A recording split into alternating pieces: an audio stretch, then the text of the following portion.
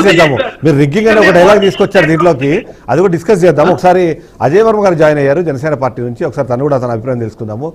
అజయ్ గారు good evening sir.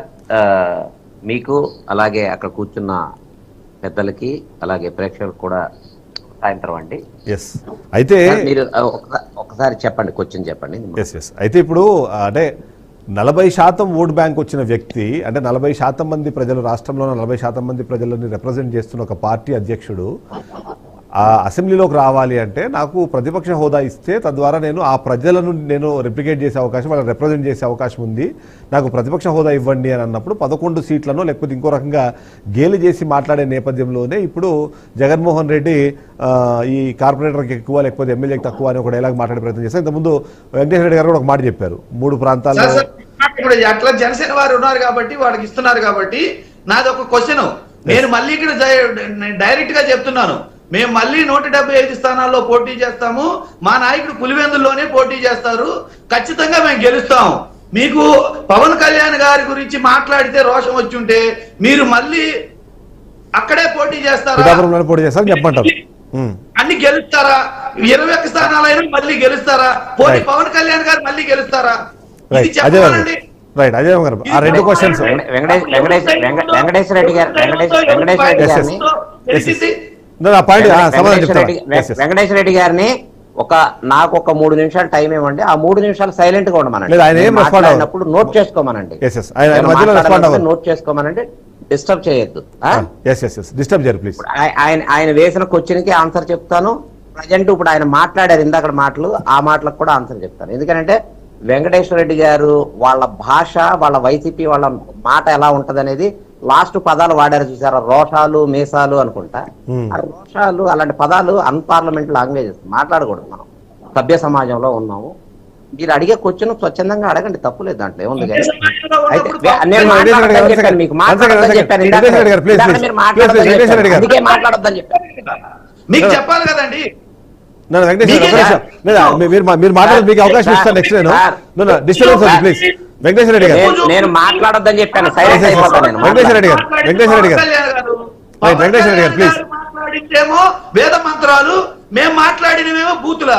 మీరు next అవకాశం ఇచ్చిన మీరు పాయింట్ చేద్దరు, మీరు పాయింట్ అవుట్ చేద్దరు. వెంకటేశ్వర రెడ్డి గారు, వెంకటేశ్వర రెడ్డి గారు, వేద మంత్రాలు అయిపోవు. వెంకటేశ్వర రెడ్డి గారు, మీకు ఛాన్స్ వచ్చినా మీరు మాట్లాడదు, ఒక నిమిషం ఆగండి ప్లీజ్. ఆయన మీరు మాట్లాడినప్పుడు వెయిట్ చేశారు కదా, ప్లీజ్ ఒక్క 3-4 మినిట్స్ వెయిట్ చేయండి. రియాక్ట్ అవుతారు. ఎందుకంటే నేను ప్రతి డిబేట్ లో చూస్తున్నాను, వైసీపీ ఎవరైతే మాట్లాడటానికి వస్తారో ఎదుటి వ్యక్తులు మాట్లాడుతుంటే మాట్లాడే ఛాన్స్ ఇవ్వరు, వాళ్ళ ఓపిక ఉన్నారు. అందుకే నేను వెంకటేశ్వర రెడ్డి గారు, మీరు మాట్లాడతాను అంటే ఒక 10 నిమిషాలు మీరే మాట్లాడేయండి. ఎవరో కూడా మిమ్మల్ని గౌరవించి మాట్లాడటానికి అవకాశం ఇస్తున్నారు, ఎవరు సైలెంట్ గా ఉంటున్నారు అందరూ కూడా. మీరెందుకు మిగతా వాళ్ళు మాట్లాడినప్పుడు మాట్లాడతారు? వదిలేసేయండి దాని గురించి. అయితే ఒకటే సార్, ఇక్కడ మనం చాలా లోతుగా ఆలోచించాల్సిన విషయం ఉంది. ఎందుకనంటే పవన్ కళ్యాణ్ గారు జనసేన పార్టీ అనేది ఆయన స్వచ్ఛందంగా బయటకు వచ్చి పార్టీ పెట్టి ఒక్కొక్క అడుగు ఒక కార్యకర్త లాగా ఒక్కడిగా మొదలయ్యి ఇవాళ 12,46,000 మంది సభ్యత్వం తీసుకున్న పార్టీగా, అలాగే అధికారం పంచుకుంటున్న పార్టీగా ఎదిగింది. ఆ ఎదుగుతానికి ప్రయాణం చాలా కష్టపడ్డారు. మీడియా ద్వారా మీరు అందరు చూశారు, ప్రజలు కూడా చూశారు ఎంత కష్టపడ్డారు, ఎలా వచ్చారనేది. అయితే జగన్మోహన్ రెడ్డి గారి తండ్రి గారు రెడ్డి కాంగ్రెస్ అనే ఒక పార్టీ పెట్టారు. కాంగ్రెస్ లో పనిచేస్తూ బయటికి వెళ్ళి రెడ్డి కాంగ్రెస్ అనే ఒక పార్టీ పెట్టారు.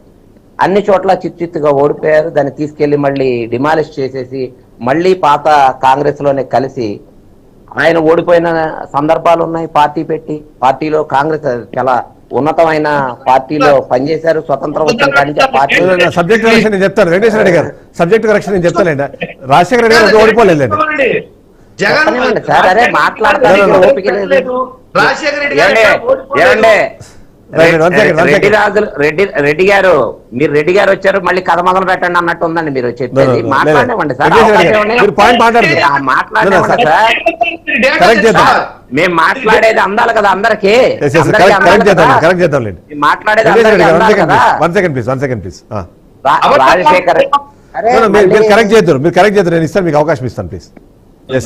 రాజశేఖర్ రెడ్డి గారు అలాగా మళ్ళీ కాంగ్రెస్ లోకి వచ్చి కాంగ్రెస్ పార్టీలో ఈయన ముఖ్యమంత్రిగా ఉండి కొడుకుని మళ్ళీ కాంగ్రెస్ పార్టీలో జాయిన్ చేసి, ఎందుకనంటే అతనికి మళ్ళీ రాజకీయ వారసత్వం ఇచ్చి ఒక ఎంపీగా చేసి, ఎంపీగా ఆయన దగ్గరుండి గెలిపించుకొని మళ్ళీ అతనికి రాజకీయ అడుగులు వేస్తూ ఈయన రాజశేఖర రెడ్డి గారి టైంలో ఐఏఎస్ని ఎంతమందిని వాడుకొని ఆయన ద్వారా ఆయన చేసిన తప్పులకి 10 మంది ఐఏఎస్లు జైలుకి వెళ్ళి బెయిల్ తెచ్చుకొని బలైపోయిన పరిస్థితి.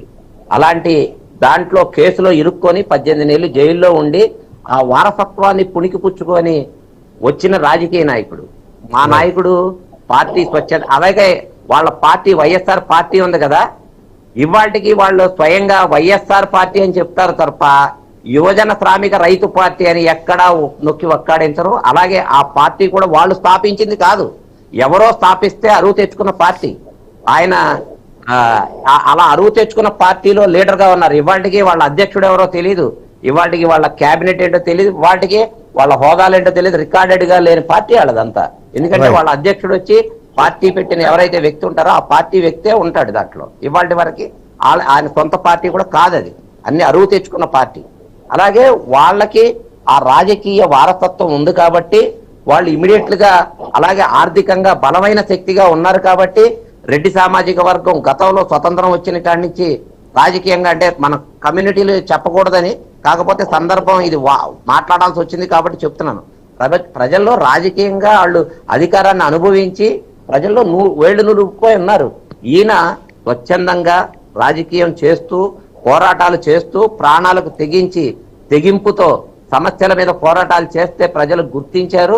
ఆ గుర్తింపుతోనే వాళ్ళ అధికారంలోకి జనసేన పార్టీ రాగలిగింది. అలాగే ఇంకో క్వశ్చన్ వేశారు ఆయన, ఇన్ని పార్టీలతో ప్రయాణం చేశారని. రాజశేఖర రెడ్డి గారు 2004లో మీరు మహానేతని వినండి సార్, 2004లో రాజశేఖర రెడ్డి గారు వీళ్ళు మహానేత అని చెప్పి ఆయన విగ్రహం పెట్టుకున్నాక సార్ ఓట్లు అడుక్కునేది వీళ్ళు. ఆయన ఫోటో లేకుండా ఓట్లు అడగలేరు కదా. 2004లో ఎన్ని పార్టీలతో కలిసి ప్రయాణం చేశారండి? వాళ్ళకి ఆపోజిట్ గా పోరాటం చేసిన ఆఖరికి కమ్యూనిస్ట్ పార్టీతో కూడా కలిసి పనిచేశారు వాళ్ళు. ఆ రోజున ఒక్క తెలుగుదేశం తప్ప అన్ని పార్టీలతో వాళ్ళు పనిచేసిన పార్టీ బీజేపీ, తెలుగుదేశంతో తప్ప. వాళ్ళు అంటే అక్కడ ఏదైతే సారూప్యత ఉంటుందో ప్రజల సంక్షేమం వైపు తీసుకెళ్ళడానికి, వాళ్ళని ఇబ్బందులు కాకుండా ఉంచడానికి అక్కడ ఉన్న పరిస్థితులను బట్టి, ఆ రోజున్న బాధ్యతలను బట్టి పొత్తులు ఉంటాయి తప్ప రాజకీయ బాధ్యత, ప్రజల బాధ్యత తెలిసిన వాళ్ళు ఎవరు దాని గురించి డిస్కస్ చేయరు. అలాగే ఇంకొకటి, పవన్ కళ్యాణ్ గారు అసెంబ్లీలో ఈయన ఎందుకు రావట్లేదు, ప్రతిపక్ష హోదా ఎందుకు ఇవ్వట్లే అనే దాని మీద ఇప్పుడు చర్చ జరుగుతుంది. కాబట్టి ప్రతిపక్ష హోదా ఇవాళ అసెంబ్లీలో బడ్జెట్ పెట్టారు, బడ్జెట్ సమావేశాలు జరుగుతా ఉన్నాయి. వాళ్ళకి ప్రజల్లో ఆ బడ్జెట్ లో ఏ అవకతవకలు జరిగినాయి, ఏ బడ్జెట్ కేటాయింపులో తక్కువ జరిగింది, ప్రజల అవసరాలు ఏమున్నాయి, వాటి గురించి మాట్లాడకుండా వాళ్ళ సొంత హక్కుల కోసం మాట్లాడుతున్నారు తప్ప ఇవాళ 5.5 కోట్ల ప్రజల గురించి ఏమైనా మాట్లాడుతున్నారండి అసెంబ్లీలో కానీ మైకుల ముందు కానీ? ప్రతిపక్ష హోదా కోసం వాళ్ళకి 11 మందిని గెలిపించారా? 40% ఓట్లు వేసారా వాళ్ళకి? ఆ ప్రతిపక్ష హోదా కోసమే 40% ఓట్లు వేసారా? ప్రజల సమస్యల గురించి మీరు మాట్లాడరా అసెంబ్లీలో? అసెంబ్లీలో ఎందుకు మాట్లాడాలి? ఇందాక ఆయన మాట్లాడుతూ ఉంటే విన్నాను వెంకటేశ్వర రెడ్డి గారు. అసెంబ్లీ లెజిస్లేచర్, అసెంబ్లీనే ఆయన అవమానిస్తా ఉన్నారు ఆయన మాట్లాడే మాటలు. అంటే ప్రజల్లో మాట్లాడితే సరిపోదా, అసెంబ్లీకే వెళ్ళాలా అని? అసెంబ్లీ వెళ్ళాలి, అసెంబ్లీలో చర్చ చేయాలి. అసెంబ్లీ ఎందుకు పెట్టారు? ప్రతిపక్షం కానివ్వండి, గెలిచిన వారు ఎవరైనా వాళ్ళ సమస్యలు మాట్లాడుకోవటానికి, ఆ హక్కుల కోసం పోరాటం చేయడానికి, హక్కుల కోసం మాట్లాడటం కోసం, ప్రజల సమస్యల మీద పోరాటం చేయడం కోసం అసెంబ్లీ అనే దాని మీద డిస్కస్ జరుగుతుంది. అది చట్టబద్ధత ఉంటుంది, దానికి ఒక న్యాయబద్ధత ఉంది. అంతేగాని మరి ఇప్పుడు అప్పుడప్పుడు మధ్యలో ఎందుకు వెళ్తున్నారండి? పూర్తిగా 90 రోజులు కొంత టైం వెళ్ళకపోతే సస్పెండ్ చేస్తారనే భయంతో వెళ్తున్నారు తప్ప, లేకపోతే వెళ్ళి మానేసేవాళ్ళు పూర్తిగా మానేయండి, డైరెక్ట్ గా మళ్ళీ ఎలక్షన్ కి వెళ్తారు. కానీ 11 మందిలో ఎంతమంది మిగులుతారో తెలిసిద్ది. మళ్ళీ ఏం మాట్లాడుతున్నారు వీళ్ళే మనుషులు? ఏదైతే వాళ్ళు మాట్లాడుతున్నారు ఈ వ్యక్తులే ఏమన్నారంటే వైసీపీ వాళ్ళు గతంలో పవన్ కళ్యాణ్ ని అసెంబ్లీ గేటు కూడా తాకనివ్వమన్నారు. మరి ఆయన బయటే ఉండొచ్చు కదా, అసెంబ్లీ ఎందుకు జరపడం? బయట కూర్చొని అందరూ మాట్లాడేసుకొని బడ్జెట్ చేస్తాం, అసెంబ్లీలో అవసరం లేదని చెప్పి లేపేయచ్చు కదా. అదే వీళ్ళకి తెలిసిన రాజ్యాంగ వ్యవస్థ బతుకుతున్నారండి. ఆయన ఇందాక అన్నారు కదా, మళ్ళీ మేము వేరే పార్టీతో కలవాలని ముందే చెప్పండి అని చెప్పి లాస్ట్ లో క్వశ్చన్ వేశారు కదా. 11 సంవత్సరాలు అయింది ఆయన జైలుకి వెళ్ళొచ్చి. ఇప్పుడు అసెంబ్లీలో ఆంధ్రప్రదేశ్ లో ఒక ఎమ్మెల్యేగానే ఉన్నాడు. 11 సంవత్సరాల నుంచి కేసు పెండింగ్ పెట్టారు కదా. ఆ కేసు తేల్చుకొని నేను నిర్దోషిని నిరూపించుకొని రమ్మనండి, మేము సింగిల్ గా పోటీ చేస్తాం. రైట్. వెంకటేశ్వర రెడ్డి గారు. ఇప్పుడు అంటే ప్రజల చేత ఎన్నుకోబడ్డామని చెప్పి విధులిచ్చి నిధులిచ్చి గెలిపించి ప్రభుత్వ యంత్రాంగం ఇచ్చి పదవులు ఇచ్చి అధికారంలో కూర్చోబెడితే